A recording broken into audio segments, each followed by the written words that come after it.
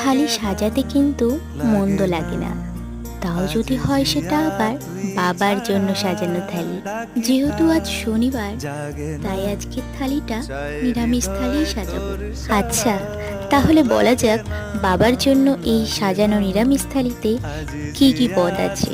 প্রথমেই সাদা ভাত লেবু লঙ্কা দিয়ে, তার সাথে রয়েছে থোড় ভাজা, উচ্ছে ভাজা আর কুমড়ো পাতার বড়া। আর এগুলো খাওয়ার জন্য অবশ্যই ডাল তো মাস্ট, তাই রয়েছে কালাইয়ের ডাল। নিরামিষ মানেই কিন্তু পাঁচমিশালি সবজি, তাও যদি হয় আবার বড়ি দিয়ে। আচ্ছা জানো তো, এই পাঁচমিশালি সবজিটা কিন্তু বাবার খুব প্রিয়।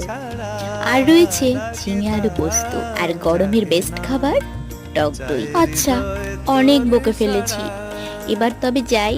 আবার দেখা হবে নতুন কোনো ভিডিও, নতুন কোনো থালির সাথে। এখন টাটা।